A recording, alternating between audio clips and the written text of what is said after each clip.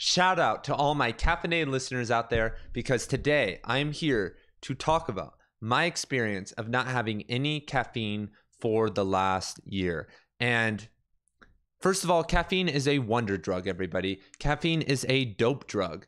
Caffeine is a healthy drug. It is a helpful drug. Caffeine makes working out easier. There's a certain maniacal flow that happens while you are on caffeine. There is a motivation for boring things like studying, work, or cleaning that manifests out of caffeine. There's all these things that caffeine can provide for you. But caffeine has one major drawback, everybody.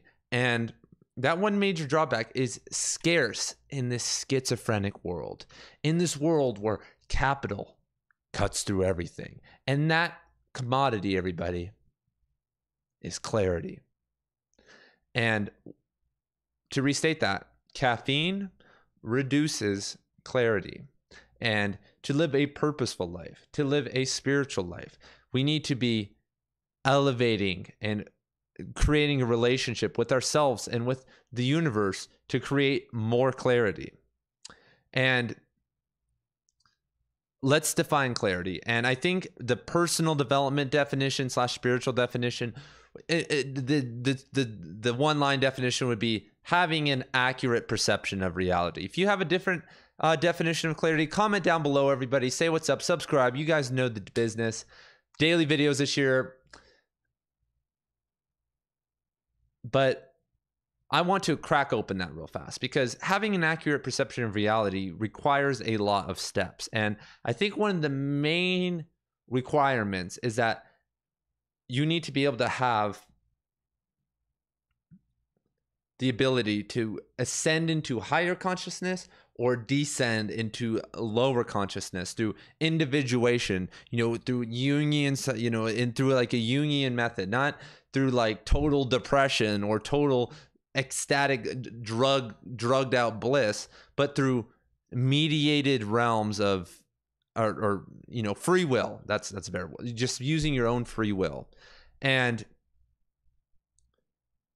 when you can perform that, that turns into something that I like to call, and other authors have called, vertical thinking, as opposed to horizontal thinking. And vertical thinking is, that ability.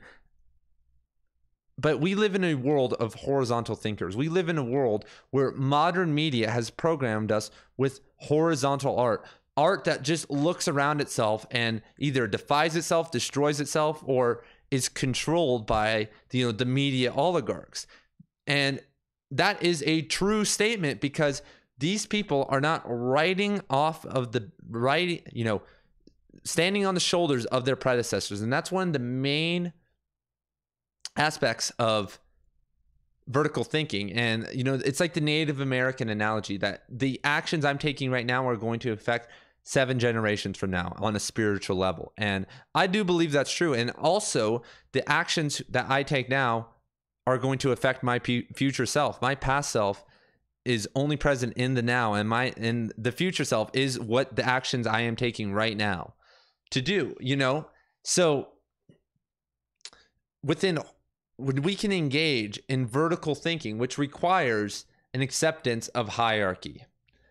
And that's hard for a lot of people. And you always hear on some, I always talk about yoga and writing and destroying the hierarchy. And those are like the toxic hierarchies. Those are the hierarchies that rule through violence and coercion and through control and through censorship. But at some level, admiration is required, everybody. And people don't want to do that. How much admiration do you give? Rumi, who everyone loves to quote, said that the limit to your happiness is the same as your ability to praise. The more you can praise, the more happier you can be. But we've been trained, once again, because of capitalism, to admire and praise in weird ways. I have a friend, and he is like the ultimate pseudo praiser of all time. If you're in with him, or if he knows somebody, he will praise the shit out of them. He will just be praising them. But it's sad, because the only reason he does that is because, one, he's traumatized, and two, because he's an opportunist. He wants to get into every business possibility or close every hole and know everybody and make sure he's safe, because that's like a projection of his trauma. Which, that's a little bit deep, but a lot of us are doing the same thing, though, that we don't want to engage in this process because it requires us to look above and to look below. And back to the modern media, Lady Gaga, I mean, that's a bad example, but Drake is not in the same lineage as even KRS-One, Mortal Technique, if we're talking about hip hop, RZA, GZA, even Nas. It's like the lyricism is fucking dead. And some people are in those lineage, and those are kind of the successful people, the people that have tapped into that and who are, and they sample the right beats. Those are the people who we enjoy and who I think actually engage in vertical thinking. And same with other genres of music. But pop and the mainstream industry doesn't want to do that because they want to destroy that. Because that is a lineage. That is something that's deeper than them. That is something that they cannot control. They cannot control Shakespeare. They cannot control Sophocles. All these people, because that is eternal. So I know, I'm sorry, and I know this I know this is about caffeine, right? We're talking about caffeine, everybody. But multiple studies have shown that caffeine reduces creativity. And and this is a little bit weird because these studies have linked certain synapses and parts of the brain to creativity.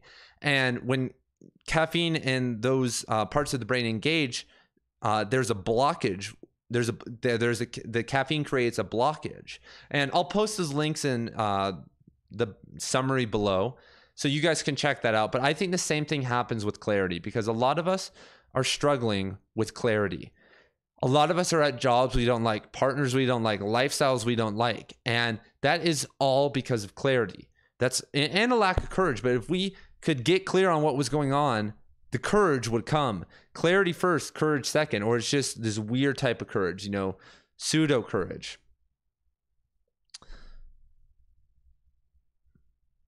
I don't think so what I say about caffeine is that it makes you really good at doing meaningless shit. And I drank caffeine for 12 years straight every single day before I took time off. And I was the master of researching random things and doing random things and getting everything done except something like my new yearly challenge, which without having kicked caffeine, I wouldn't be able to post a video daily. And I think it's a requirement, everybody, to be able to step into this role. Our purposeful role, we need to get rid of anything that jams our brain, anything that starts riling us up, because a calm, relaxed, peaceful energy is what a flow state really is. It's not the jam-packed writing energy, because another thing that's, I think, interesting about caffeine is that some people use it to get shit done, right? Some people are really good. They use it, right? But that's all they get done. Like, I know writers and they drink a ton of coffee and they're awesome writers and they make a ton of money and they're living off their writing, but they're fat, or they smoke cigs and and yeah, I said they're fat. Yeah, that's bad. You don't want to be fat. Like, it sucks. That's unhealthy. You're going to die early. You're going to get COVID. It's like higher chance of for a disease. So, for all the people who want to talk about fat shaming. Anyway, there's always a problem when these people are using caffeine for this direct purpose, and then the energy dissipates and they don't have the focus to do these other things. And to live a multifaceted life, you need to be able to be calm and switch between activities like nobody's business, or have immersion days. Like, for instance, like I'll have a day where I just focus on writing poetry, and then another day will be like a reorganization day or something, or maybe it'll be 2 weeks of just writing poetry. But to be able to shift from, if you're doing it daily, to shift from writing poetry and the next day you get caffeinated and then you're working out or like working on your relationships, if you're using caffeine for that specific purpose, it's not going to necessarily work for all these other things, because you found a drug that works for this specific thing. And a lot of creative people have an addiction to caffeine, man. And it's not a bad addiction. It's not like a alcohol addiction. You're not going to be beating your wife, but I think you're going to miss out on a lot of opportunities and a lot of clarity, because I've really realized and tapped into this year the flow, higher consciousness, whatever you want to call it, vertical thinking. I've really sat down and become calm, and there's no more rage, there's no more panic, there's no more ups and downs. I'm a smooth sailor now. So this is just detailing my experience. If you guys have any comments or questions or how to do it, so let me tell you this. One of the reason I quit wasn't because of like clarity. I was always like, yo, if I heard this, I'd be like, yo, you're freaking crazy, man. Like clarity, what the hell is clarity? Calm, relaxed energy while working on businesses or creativity or academics. Yeah, right, man.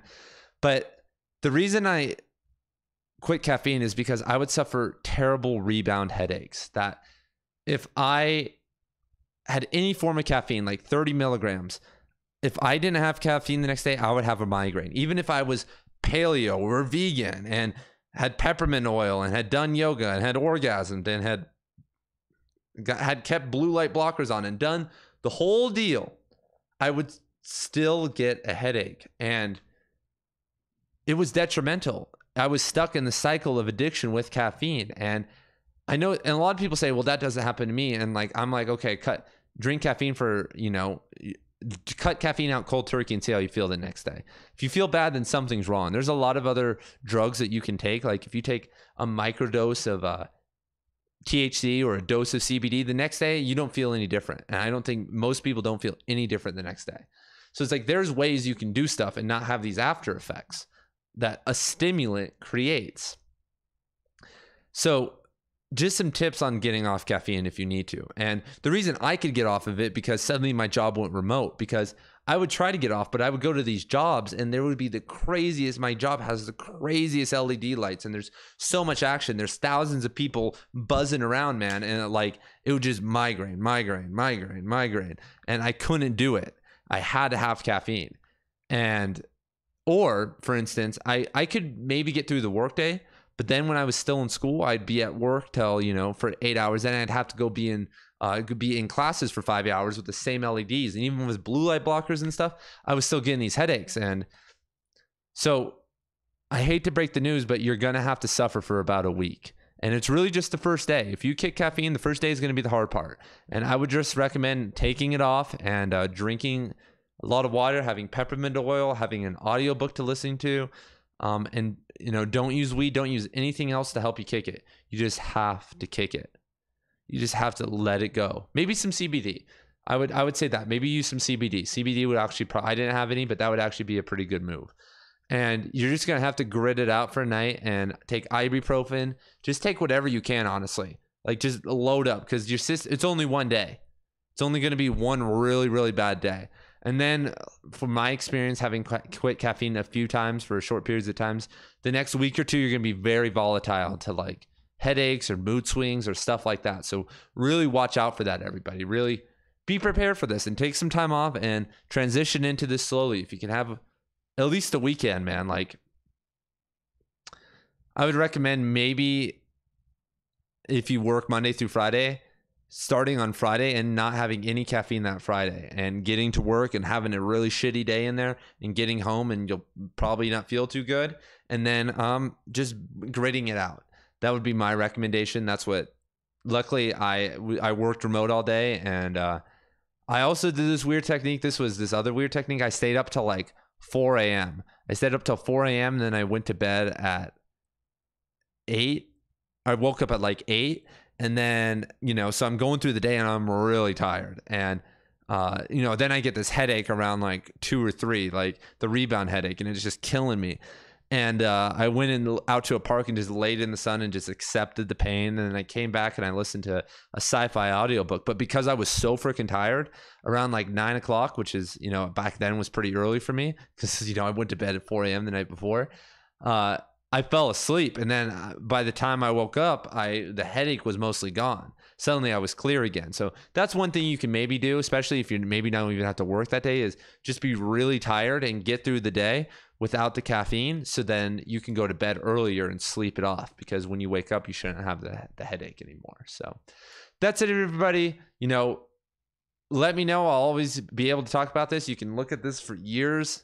I'll be referencing this video and this challenge for years. I think that's the basic summary. And a little bit more info. I feel like the first month or two was me just recovering, like in shock of not having caffeine. And I was still having to take ibuprofen occasionally, a couple times a week to mitigate headaches and stuff. And Then months like 3 through 8, man, it was like me just like stepping into this new life, like trying to figure out how to work out again and have conversations again and live again and being in line with caffeinated people, because that's what's weird about caffeine, man. Is like everyone's fucking on it. And when you're off caffeine for a long period of time and you see people on it again, you're like, dude, this is a shitty drug, bro. Like people act crazy, and people, you'll see what I mean by people get a lot of stuff done that they don't need to be getting done. So that period was that. But then months like 8 through 12, like you really, like by the start of the new year, I had found a new form of clarity. Like clarity, you know, this also came through journaling, a lot of heart work, and spending time in nature and fixing relationships and learning new skills. And like, you know, a lot of stuff came with this, but I upgraded my reality. And then with that foundation of no caffeine, I really am aligned, everybody. I really feel aligned, and I'm 100% sure if I started drinking caffeine again, that would all crumble down. I feel like that's for most people, man. Most people who are drinking, like, once again, like, there's problems. You don't need these drugs. You don't need drugs for anything. You don't need weed. You don't need anything. And you can use it. Like I said, you can use certain drugs that maybe are less, you know, up and down, but you don't need them for anything. The brain and your imagination can do whatever you want. I know this video was kind of out there on the whole vertical thinking section, but thank you guys for listening. Throw down and subscribe if you guys want. I'll see you guys later. Peace.